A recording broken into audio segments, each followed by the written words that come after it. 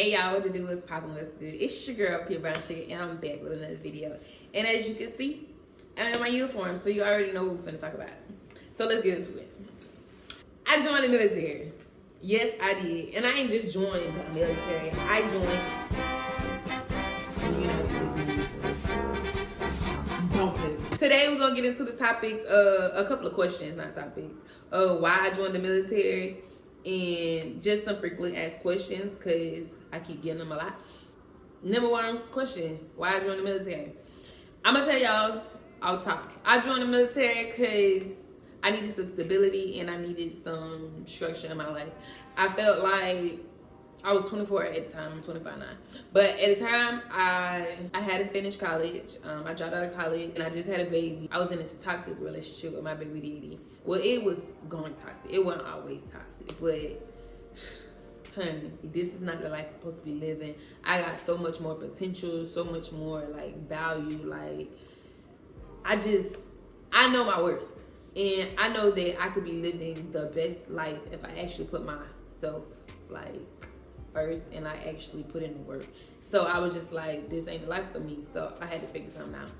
My recruiter had called me one day. It was so random. Listening to what she was saying, I was like, you know what? I would like to hear more about the Marine Corps. I never thought that I would join the Marine Corps. I was like, you know, military wouldn't be that bad. I had considered the Air Force one time before, but they didn't go. The Army, I was just like, absolutely not. Like, everybody I knew who went to the Army didn't like it. So I joined the military for some stability and some structure for me and my little girl, you know, so I could be a single mom, be dependable, and, you know, just have a better life for her. Okay, so in this video, I don't talk about being a single mom because technically I haven't been a single mom. I've just been single and a mom at this point because Genesis does not live with me yet. So when she does start living with me, I will give you guys an update. Boot camp was 3 months, 3 long months. Whew, child. Boot camp was hard. I wouldn't say don't believe all the hype of boot camp, but I would definitely say, like, yeah, it's gonna push you. It's gonna push you mentally more than physically. I thought that it would be more physical, but like, it was bearable. Like, you can get through it. Yeah, it's gonna be tough, but you can get through it. The hardest part was mentally, like, getting your mind to actually, like, stay committed through the hard times. And I went through the worst time. The worst time for me, it was cold. I'm from Florida, not with it. It was cold as fuck, and it's like 30 degrees one day, like, and we were sleeping outside. I would have rather went in the, like, summer or fall, but that's just not how it played out. It was really bad. Like, I had to be really committed mentally because I was ready to go. But I had to remember, and you have to remember, if you're gonna ever go through Marine Corps boot camp, your why. Like, I knew there was no turning back for me once I started because I wanted a better life for me and Genesis. So I couldn't quit, and I joined, and I made myself not a quitter no more. If I start something, I'm gonna finish it. I really appreciate joining the Marine Corps because of, like, the esprit de corps of everybody in the Marine Corps. It's just, it's a different feeling because, like, I just know, like, I love to talk shit, and everybody in the Marine Corps talk shit. Like, they talk shit. They talk shit to, you know, be funny. They talk shit to get you right. Like, they talk shit 24/7. So, like, you gonna grow some thick skin. If you don't, your feelings gonna be hurt.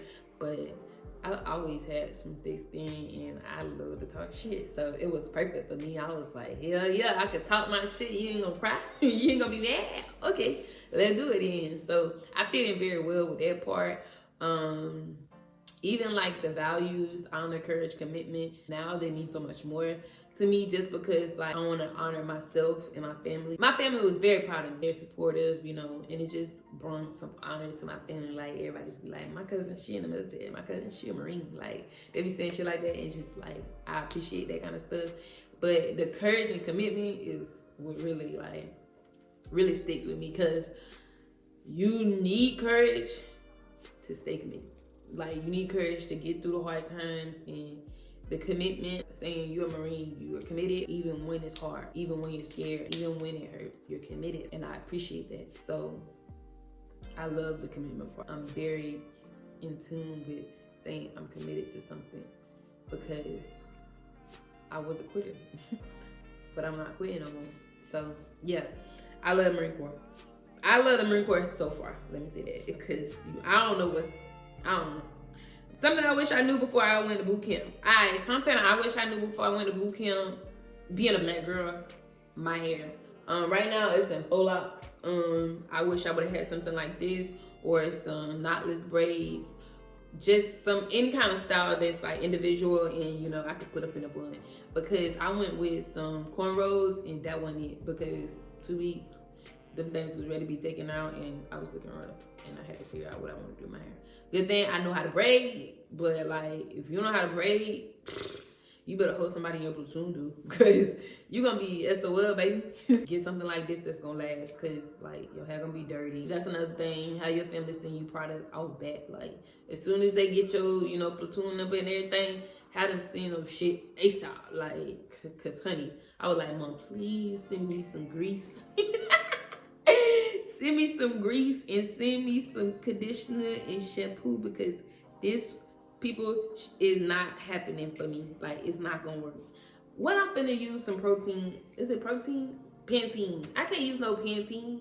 These people using Suave in their hair. Honey, them is for the white folks. I'm sorry, but it is. Like, I'm not racist or nothing, but white people use white people shit in their head, and that ain't work for me. Like, what the fuck I'm gonna do with that?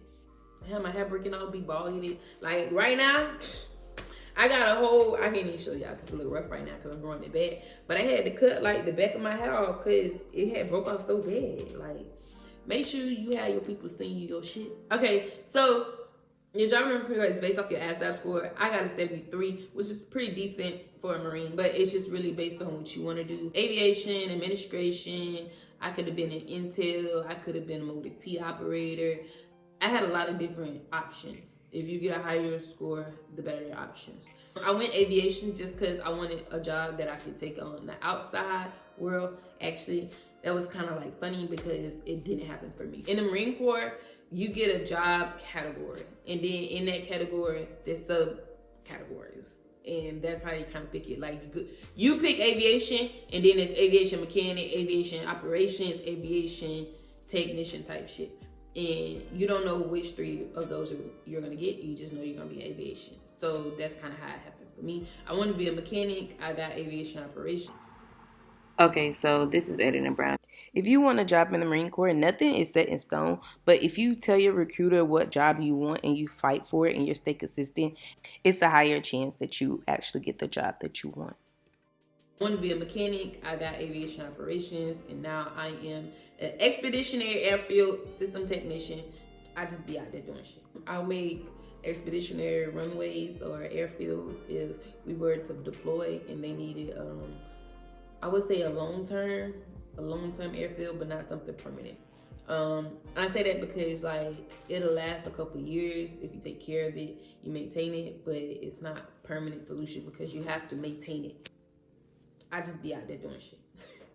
Sometimes I say that I'm a construction worker because, like, oftentimes that's what we doing, construction work. If we gotta actually make an airfield or, you know, fix the airfield.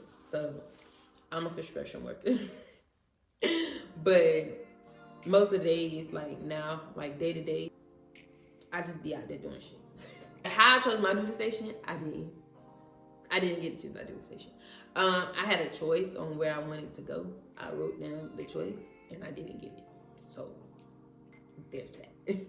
Some people get their duty station that they pick. Some people don't get to choose at all. It just depends on your job, and then it depends on your class. I was fourth in my class, and because the third person didn't get what he wanted, his top choice, he got his second choice, which was my top choice. So he got my choice, and I got being black in the Marine Corps. Being black in the Marine Corps. I only been in next month will be a year.